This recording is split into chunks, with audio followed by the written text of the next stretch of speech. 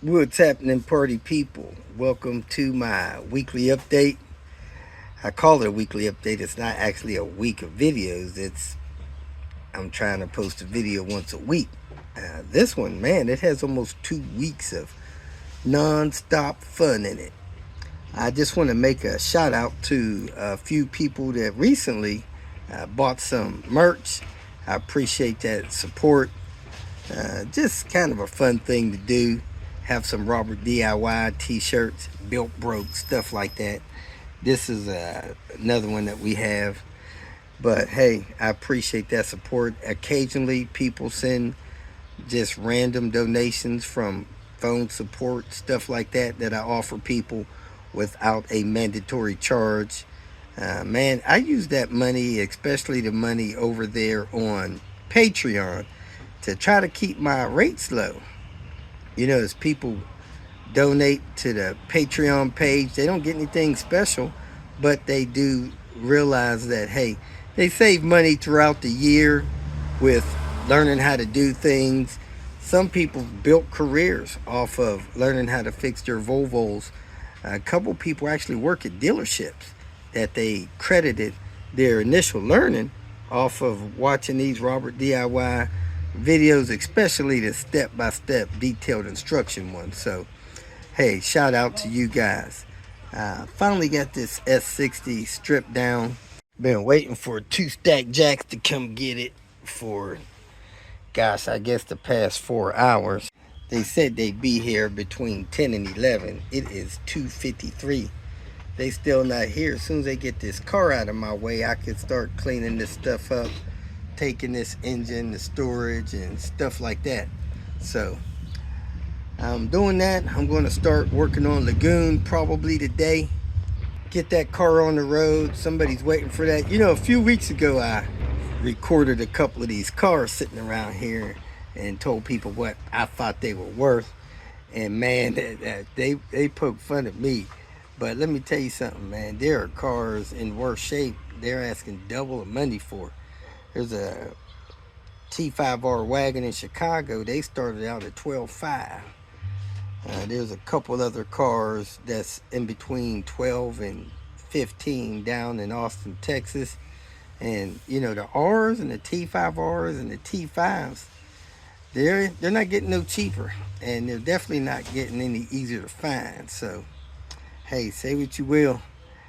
Some of y'all don't know, if you're used to buying junk that you got to spend $5, $6, $7, $8,000 into to get running right, man, go right ahead.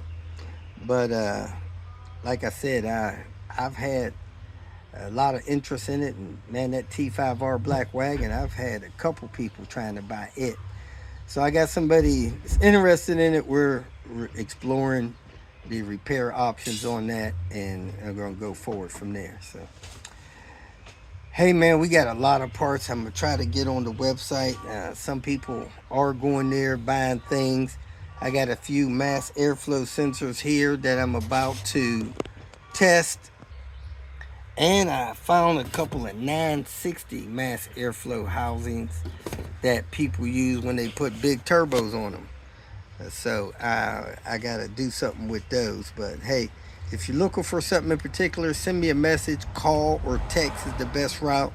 And I'll let you know if I got it, dig it out of storage, and ship it to you. We're getting that stuff organized a little bit more and more each week. So I'm going to go ahead and cut you guys loose on this video. I appreciate your time. Thanks for your support.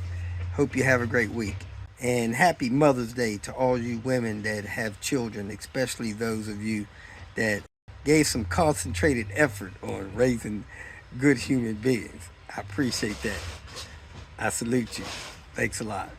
Welcome to Hanging Out with Robert. That's me. This video contains things that I encounter throughout the day. If for some reason I complete a task and you would like to see the details, you can click on the link in the description area below.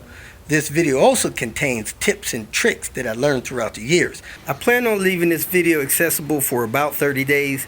After that, you can view it through my Patreon account. Thank you very much for watching. Kicking off the Tinker Day, I'm going to put this dash together. Sad thing about it is, I didn't bring all my extra screws, And man, these screws are messed up. We ran them through a tap and die set, cleaned them up some, but one of them was missing. So there they are, cleaned up.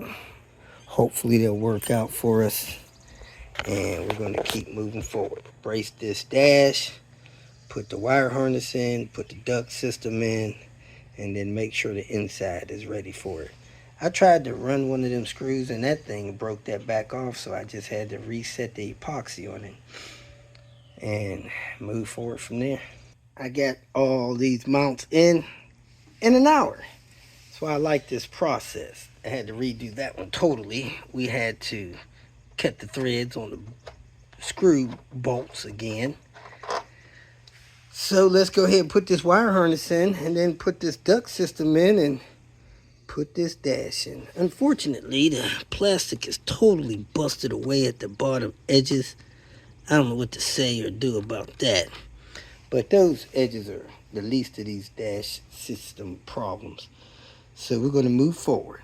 Whoop, whoop. Man, I'm got the dash pretty much back together, and put a couple of wire harness tabs in place with the wires. But over here, this mount for this driver's side lower panel, every mount is busted.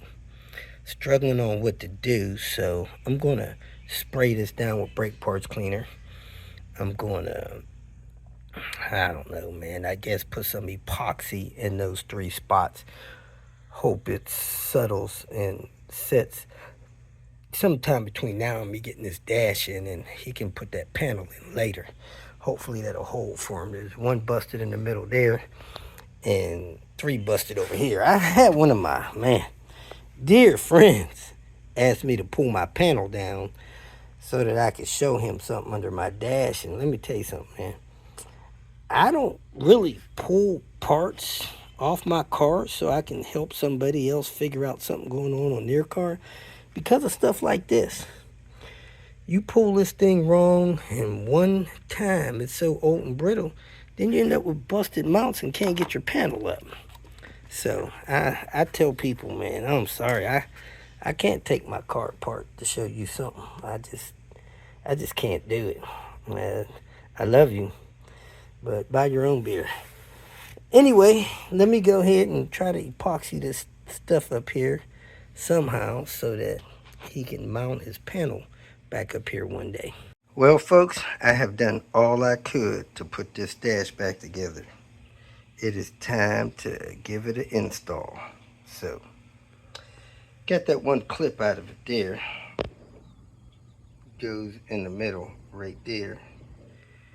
But we're going to hang this dash and work on getting out of here. Let me make sure everything in there is good. One thing we're going to do is run this 8-gauge wire through the firewall. I do recommend people do that. There's a firewall port there.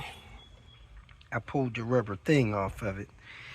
I say run a 10-gauge through it, 2 14s and a 16 at least, so that you get that stuff accessible if you want to hook something up through there. So we're going to run that and keep it moving. Some weird stuff going on here.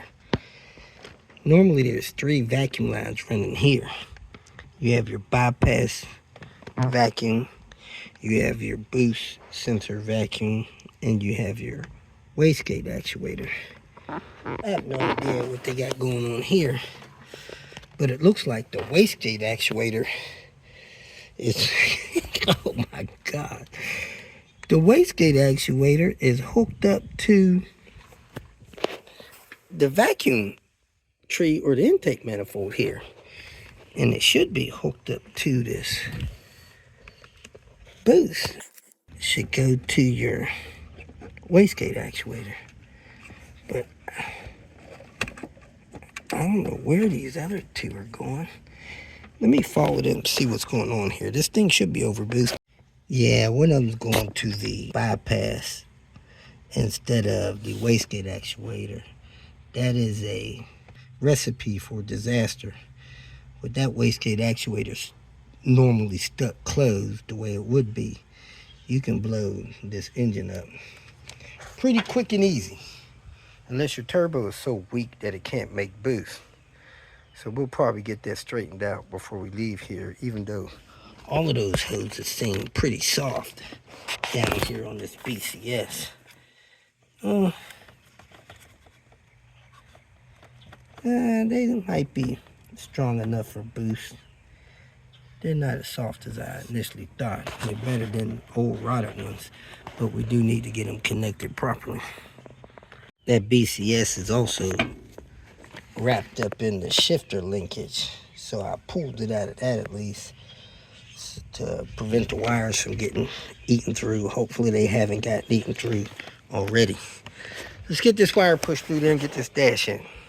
Hey, somebody's got some wiring going on here.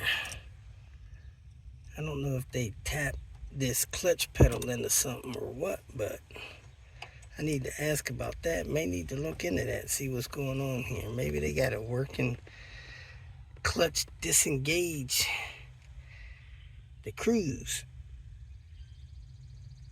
wiring thing here. Alright, so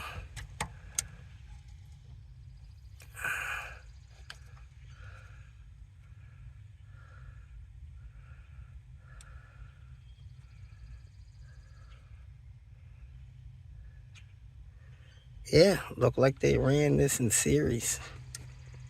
Doot, doot, doot, doot, doot, doot, doot, doot. Well, one goes to one wire. Yeah. So they took the stripe wire, connected it here, and ran it over to this stripe one. And then ran this over to there. This ain't even in. Jeez. This clutch pedal switch ain't even in right. So I doubt that works. Unless they disconnected this one to hook up that one. Who knows? Yep.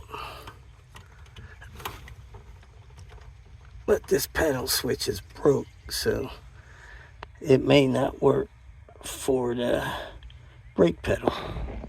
We have the dash in. It is a pretty tight fit. I might be able to get this screw over here a little tighter. I don't know, it's probably tight enough. Need to lock this down properly.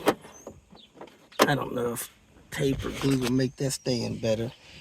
This little holder for the wire harness is broke on this side. That just pops off. That can be replaced with the steering wheel off. We cut the shift lock cable, so it's manual style now. This epoxy stuff may be good enough to screw a screw in there now, but we got a few things to do before we do that. We'll do that last. We got the wires run. So next we're going to put on this clock spring and then hook up these switches and put the steering wheel on, put the collar on. I think we got a replacement collar. And then we'll work our way over that way and just put everything back in here that belongs. We have everything we need together to leak check the coolant system and service the AC. So I'm going to guess this is the right key. In neutral.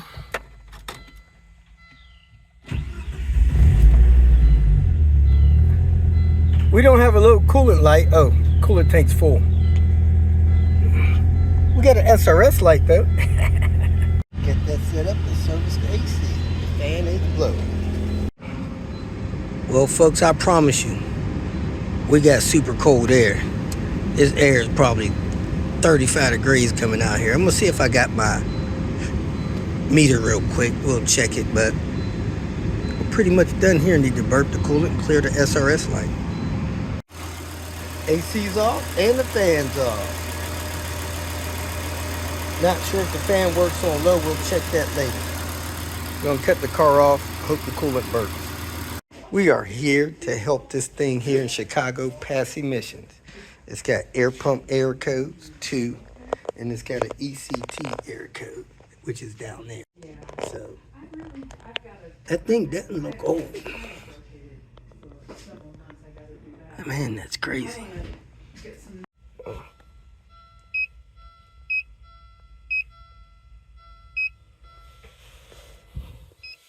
So we're doing our best not to bust any of the dash up, getting this out. All the screws are out of the dash pad. Let's go ahead and lift this thing out of here. Nice dash pad too. I heard something crackle on that side. Hopefully it wasn't nothing serious. I've seen these tabs break off recently, so let me go ahead and lift this thing out and get this dash pad out. So as you can see here, both of the mounts for the instrument cluster are broken away. I'm not sure if somebody took these out before without unlatching them. I seen a video that they're showing people how to get the 850 dash out, and they took these loose, pried them loose without unlatching them. You're supposed to lift these up to unlatch them. And as you can see, they're broke. And they're kind of glued there for some reason. This is supposed to be glued here like this. So, I don't know what's going on there. But both of them are broke. I'm going to see if I got any super glue with me to see if they'll super glue. If not, they may use an epoxy, but I don't know if I want to take the time even to do that. But I'll probably put some epoxy on them. I bought some super duper plastic glue once from Amazon. Still have that. I glued those two pieces on. We'll see if they stay.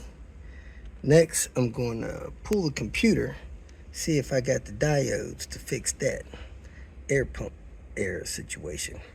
And I'm going to mess with the coolant temp sensor. See if that thing is jacked up plug-wise. It was replaced just a few years ago, 5 years ago to be exact, but heck, I put a new one in one of my cars. It only lasted 3 days. Chicago, Chi-Town, best food on the planet. We're about to check out Holy Fajoles. Is that Fajoles? Holy Fajoles? Holy Fajoles? Say it, say it. Frijoles. There we go, there we go, there we go. We're about to grub. Let's do it. First thing we're gonna do is correct this ECU. There we go, the diode is soldered in place on pin 32 and 37. Melted the case a little bit there, but don't tell Mary. Picked up some lights from Swedish car pots. We're gonna make sure those work. I don't know what light I put that in. Let me check real quick. These things actually have some kind of number on them. I don't know if I could blow those up or not. Anyway, let me drop this in, move forward. My glue job seemed to have held really good. That stuff is real solid. There you have it. I did notice that her dash mounts are busted, so that's probably noisy. That dash is moving. At least 3 out of 4 of these dash mounts are busted. My theory is this thing is draining the battery because it has a situation here where this battery end is bad, but it has no resistance in it. So there may be a parasitic draw in this car. So I got everything together. I'm gonna turn the key, make sure it has all the warning lights working in the dash, and then I'm gonna start it up, see if the AC works. All right, here we go, folks. See if we got a check engine light working in here. Yay!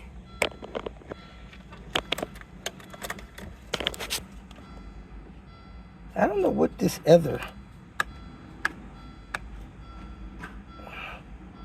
light was over here. There's a little dual green light down there. I'm not sure what that's for. That's where the other bulb went. Anyway, see if the AC works. Fire it up nice and smooth. Parking brakes lit. Let's get the air on, see if the air works.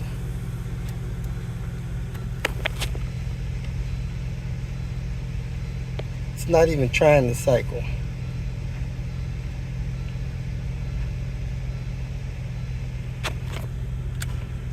Yeah, it's cycling.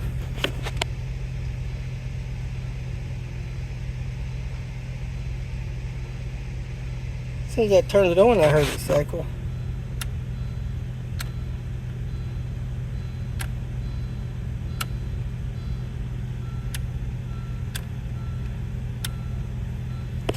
I don't know if we should leak test this or not. I guess we'll do that. So let me capture what's in there. We are pulling vacuum down, or trying to, on this AC system. And it ain't coming down fast, that's for sure. We'll go 5 minutes to pull it all the way down. Then we'll close it off, see if it holds the vacuum. Let's see if we got down. Well, not quite. We should be a little lower, but it's close. I'm gonna close this.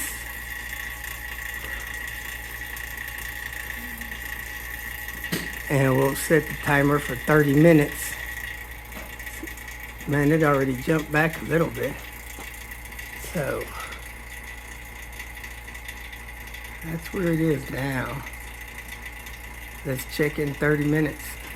One of the few cars that doesn't have an engine topped with oil on a 850 white block.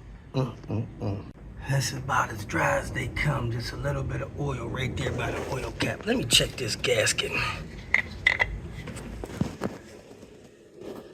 Looks a little worn. Let's see if it's hard. It's a little worn, but I've seen worse. We're gonna let it fly. Been getting some things going on in Lemonade while that car is on the timer. I see I got a coolant leak back here. You see that? Fluid that's leaking off of this hose. I need to replace this hose. My coolant reservoir is half down, so I'm at least 16 ounces low on that. Then I check my oil. My oil's 2 quarts low, so I'm burning more oil than I expect. So let me get a grip on that. Let's go in here and check this vacuum on this AC system. So here it is. That thing has lost a lot of vacuum. It's almost down to 0. I guess that's 10 inches of mercury instead of 29. So let me talk to those folks, see if they want to service this thing or let it fly. Probably won't last a month. I'm looking for a draw here, and it looks like I have a 1.7 amp draw that should be close to 0. So I need to figure out what's drawing amps from this vehicle. I could start pulling fuses or start over at the alternator. I usually like to start at the alternator. So let me disconnect the power lead on the alternator and see if that drops. I went from a 1.7 amp draw to 0. I'm gonna put the wire back on the alternator and we'll see if that jumps back up.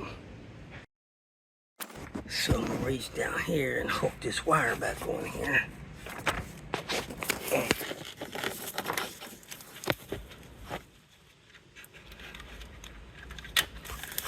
Take the bolt, screw it back on. Tighten it back up so I don't forget to do that. I think I just got a low battery warning on this. Now it's all the way down. Let me turn this off and back on, see if that matters.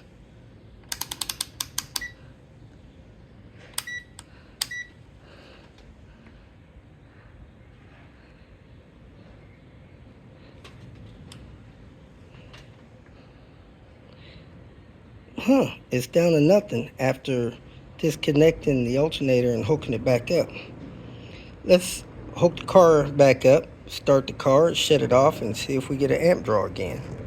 Actually, I'm going to turn the lights on, see if we get an amp draw from the parking lights. Let me set that back up. All right, we got no draw. Let me hook up and let me put the parking lights on. And see if we have a draw when I hook up the parking lights. Parking lights is a 3.3 draw. See them there? Let me go turn the parking lights off and see if the draw goes away.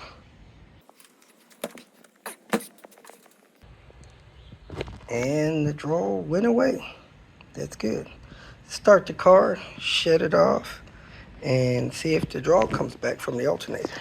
Looking at these headlights, that one looks good, that one looks blurry.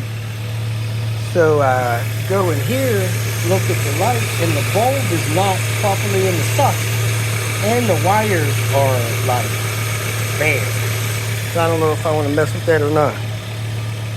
Yeah, we're back up to a 1.8 amp draw. I believe coming from that alternator. Let me just pull the sensing wire, see if it changes.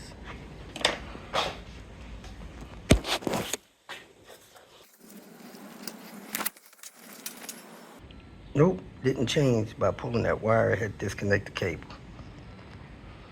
So we come back to check this gray car. He's losing, he said, a lot of coolant. He was refilling it a couple miles home.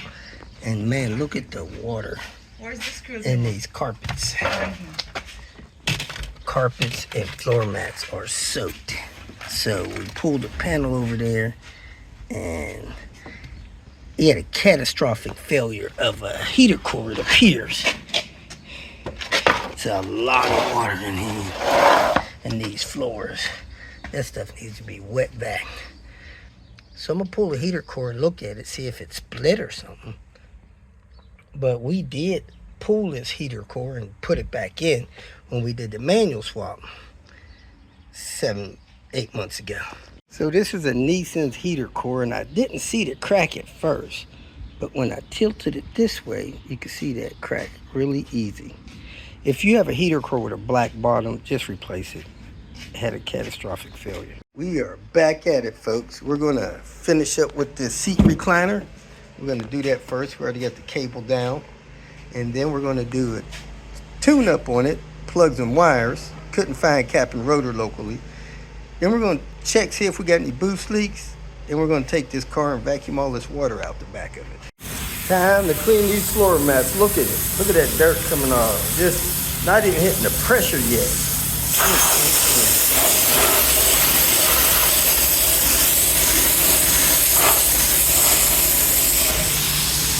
Well, we vacuumed about a gallon of water out of this thing. Now we got the floor mats back in, getting ready to put this seat back in. There was water all down in these channels, just sloshing around. Since we vacuumed everything out, I'm going to recommend that he get a dehumidifier.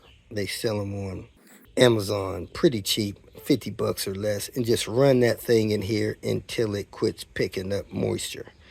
So let me send him a link to that, and let me put this seat in here. We had a third brake light wasn't working. We started testing the wire and ended up the wire was good. However, when we pulled this out, you can see that tip is good. This tip is broken. So it quit making contact to its press point there. So we pulled it out. We bent that out a little bit to help it make contact. I'm going to bend it out a little bit more here. So now it works. Look like somebody got this one from the salvage yard. But anyway, to get this on, it has guide on there. You press it on, you slide it back, I can hear it. And this is the tab that locks it in place or releases it. So you can pull that off if you need to. So that's now in Loctite. This has a push tab on this side, so you load this in this way and it loads in that way, a certain height. Get that in right. Doop, doop, doop, doop, doop. That locks in like that. Now you can test the light again before you put the final cover on. And the final cover on goes on like that. To get this piece out, you push in here and pull it out and work it out. And to get this piece off, you push in the two tabs here and there, one on each side. So that's good to go. Let's go ahead and test it one more time and we should be done. Over here with Irvin, he done picked up a Buick Regal GSX. Man, probably one of the fastest Regals ever produced. Pretty good shape. Needs to be detailed, but heck, it runs. Does it run? Yeah. It's open pipe though, down to. Oh, okay. He's great. Vent the hood on this thing so he could beat some Priuses. That big turbo up there's got some heat shield action. Electric water pump. Is it a V6? Yeah, 3800. Blow off valve. Yes, sir. He's ready to give it the juice. Somebody know anything about this thing? Post some comments on the video so we can learn a little bit more about it. I understand it's supposed to be a rare beast with this upgrade package on it from new, but hey, let us know what you know. We believe we got a cam seal leak, so we're going to do that first and maybe look for a boost leak and go from there. Yeah, this cam seal is like hanging almost all the way out.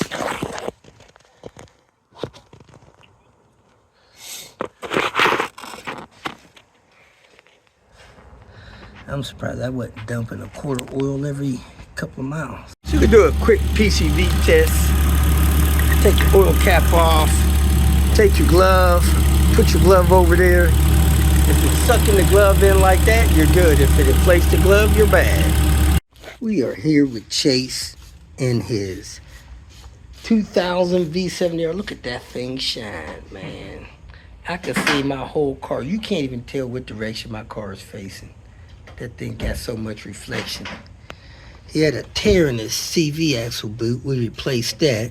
On these 99 and newer ones, they don't have a clip that you have to spread to get out.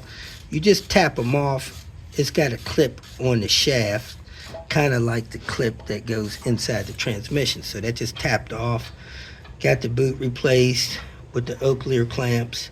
Put the grease in there, loaded that thing up with plenty of grease. But when we pulled the ABS sensor bolt, the screw broke off right there. So put a hole through it, getting ready to hit it with my tap kit and see if we can get that out. Sprayed it down with some PB Blaster, and man, he had a bit that went right through that screw. That was exciting. So let's see if we can back this thing out of here and finish putting this back together. Couldn't get that screw out. It's locked up in here, so I drilled it out.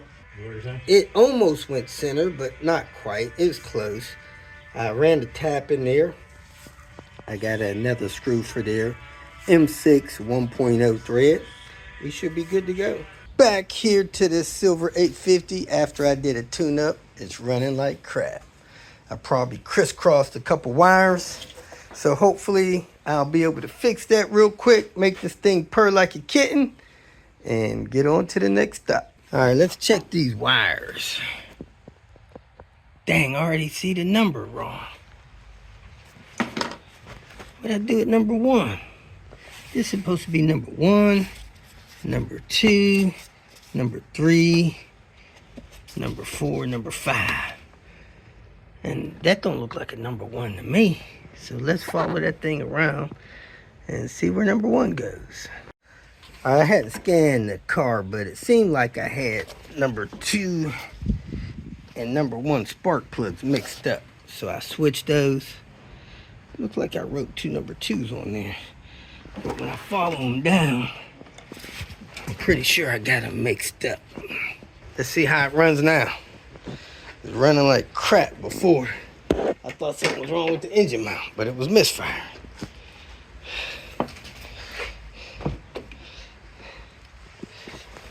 Ugh. Let's do it.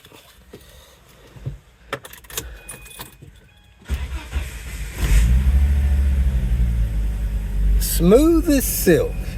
Let's scan the check engine light and clear that. The owner had tried to pick up some codes from his OBD1 port under the hood, and it gave him some random information, but hey, just replacing the spark plugs and wires, I knew I must have got wire mixed up. So we got a check engine light there. Let's scan it. Let's check the codes. Let's go more. 1 pending code. Misfire number 1. All right, let's clear this. We should clear the check engine light. We should be good to go. I'm gonna take it for a test drive just to make sure it stays clear. We snap these cable guys back together and close this up. Take it for a spin.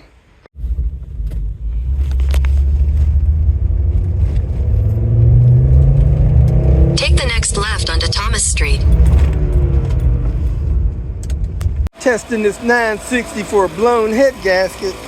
I don't think it's blown. I could be wrong. The fan just cut on. I think it cut back off a second or 2 ago, which means it's up to temp. He thought it had a blown head. I think it might have just had some air in the system.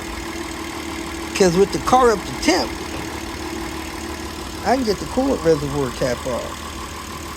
Fan just cut off and on.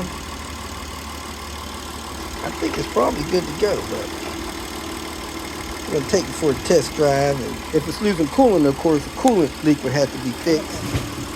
But other than that, it may be good to go. Here it goes, folks. The new maiden Voyage with those 850 wheels on it.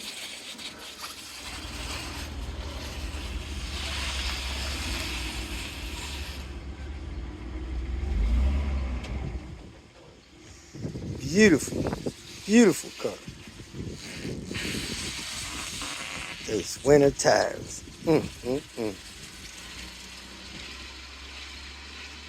Listen to those brakes.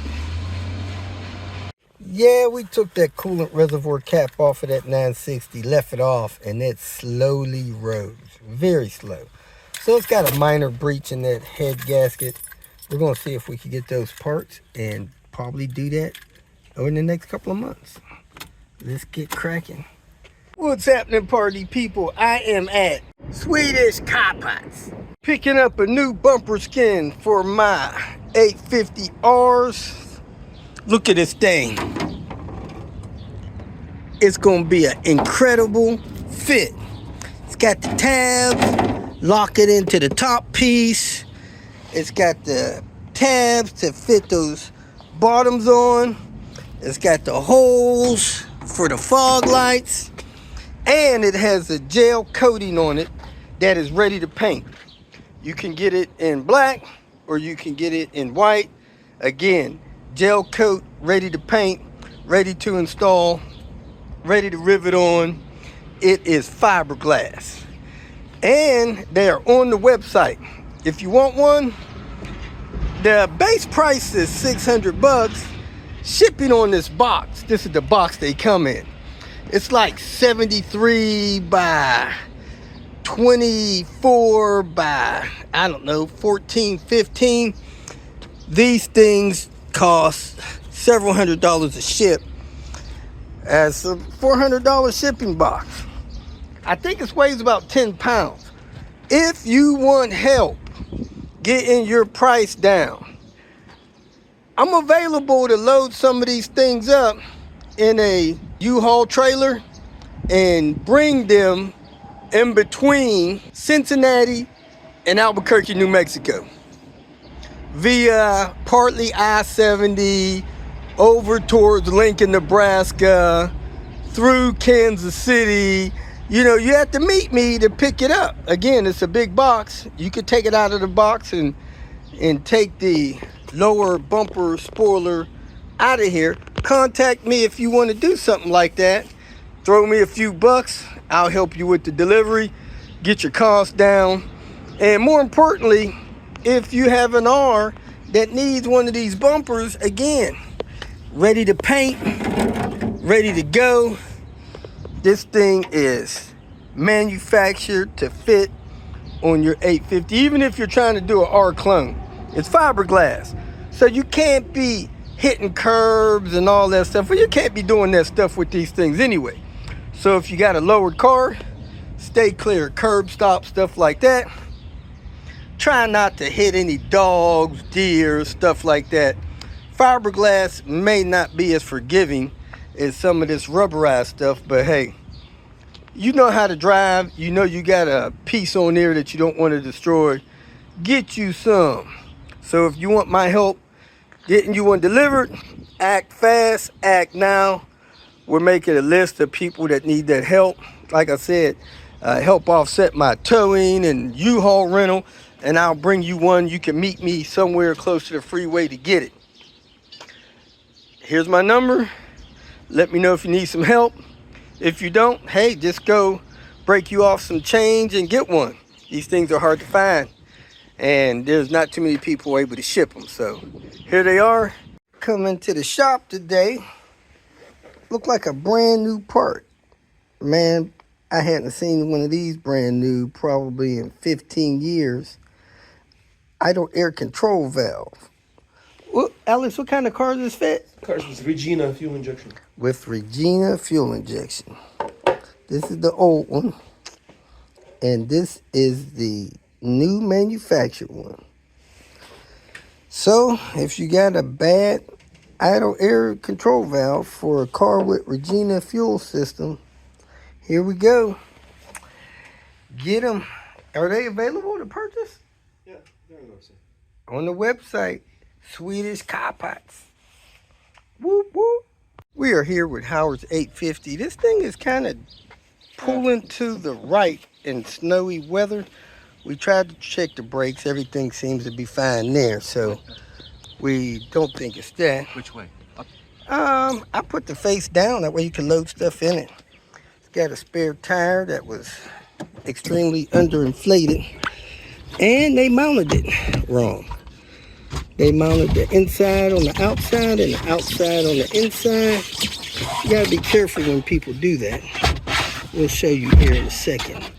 So here's the tire, and right there it says outside, and it is clearly mounted on the inside. These are sunroof shade, and that light works, that light works, and they both work.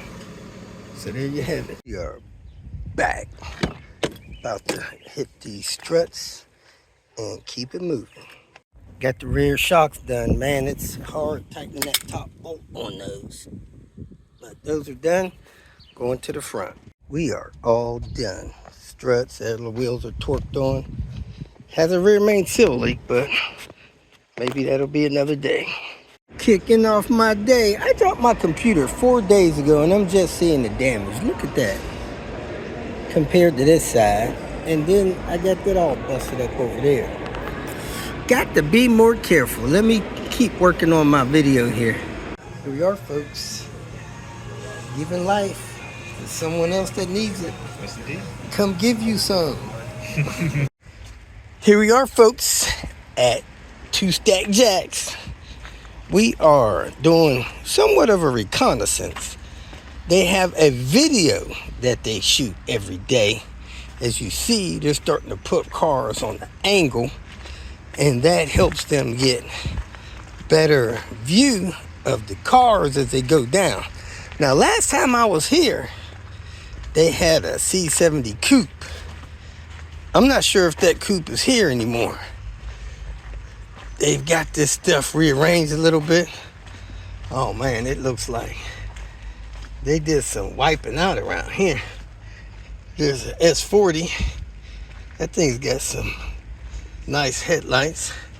This is kind of what I seen. They, I think, should come down the aisles at a different angle. It'll help people see what they got here better. I see they got some Japanese cars over there. And BMW's here. That's V-dubs here. Let's see what they got left of the Volvos. Look like they did some cleanup. Help people get around the cars a little better, but they might have cleaned out a couple of things that I need. Let's check it out. See, the video truck comes down like this. I think if it came the other way, you'd be able to see more. So, let's see what they got. Whoop, whoop. This is where that coupe was. They crushed it and replaced it with an Audi. Look like Volvo changed their horns up a little bit. They got kind of the same shape, but they got a cover over them. Probably stops them from rusting out as bad. Because the P80 horns, man, they be rusting out bad. Yes, sir. I do not see what I used to. A couple of the cars that was here are gone.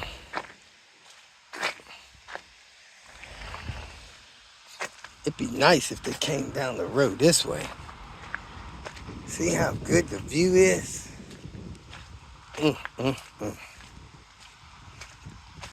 We are here with Andy's S70, man. This thing is beautiful.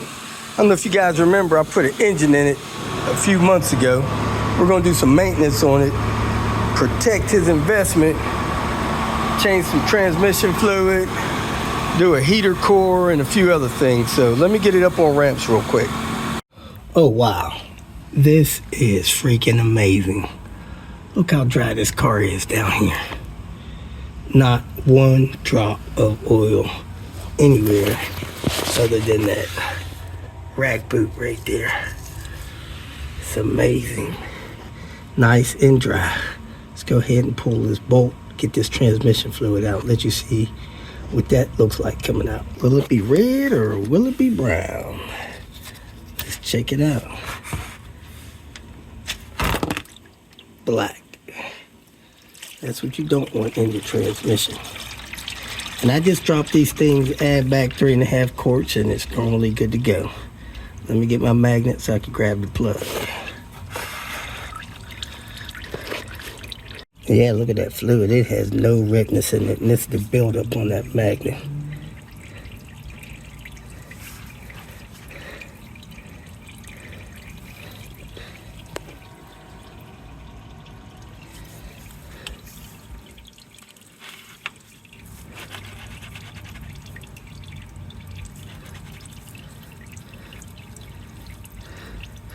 When you put that in, add the fluid back. A lot of people don't know this, but really all of these cars are wired for fog lights.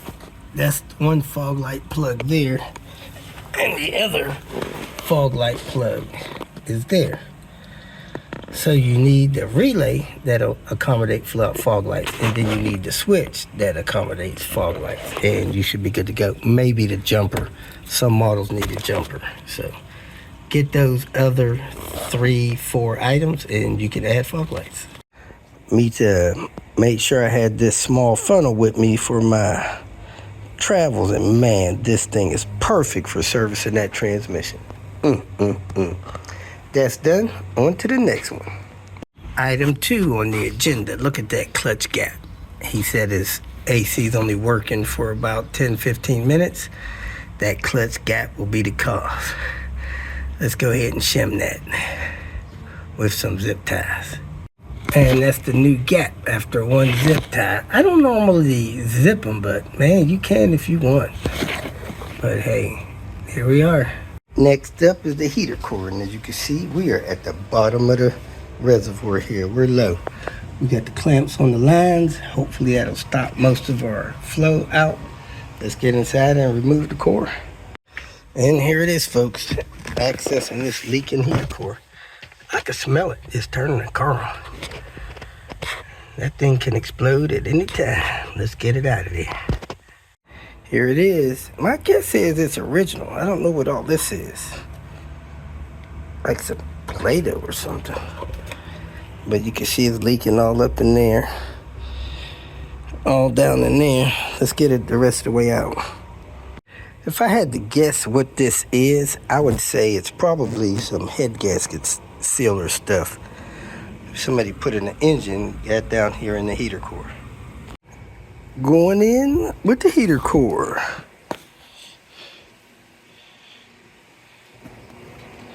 Got a thick gasket on there, man. That thing's gonna seal off that bypass area good. Coolant level's good. Heater core is done. We're about to close up this area. And we got an ABS module and an ignition switch. Next up, ignition switch. The lights don't work, the windows don't work, just a bunch of stuff involved with the ignition switch. So I went on ahead and pulled the collar down and replaced the ignition switch.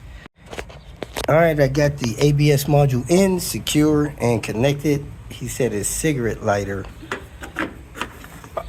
sockets are not working, and that's on fuse 30. I pulled the fuse even though he didn't have a fuse holder, and that thing is busted. That's what a busted fuse looks like. So I'm gonna put one in there and give him a spare because he doesn't have a spare.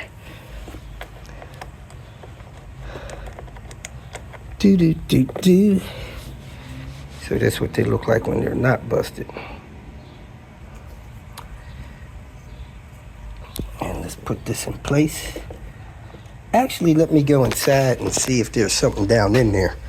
'Cause every once in a while, a coin or something will be down in there, shorten that out. So let me see.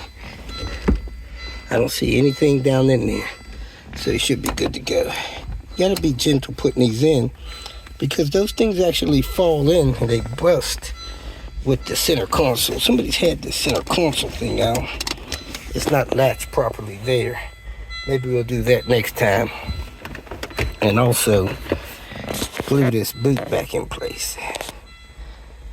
Let's go ahead and put that fuse in and take the car for a test drive, see if we cured this ABS light. Well, no ABS lights and the cruise control works. Woo woo! Batting 1,000.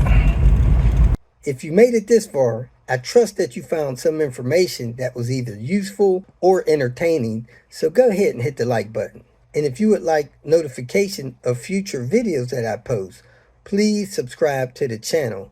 I appreciate your support. You can follow me on other social media apps by looking for @RobertDIY. Some form of that should bring up the other channels that I have on places like Twitter, Facebook, Instagram, and so forth. If for some reason you need some more personal help, go to my website at robertdiy.com and use the phone number that I have posted there to send me a text message, or you can email me. If you have questions or comments, please make a comment below. And if you'd like to make some kind of financial contribution to what I got going on here, go to my channel and hit the more link at the end of the introduction statement, and it'll show you different ways that you can support me financially. Again, thanks for watching. I hope you have a great day.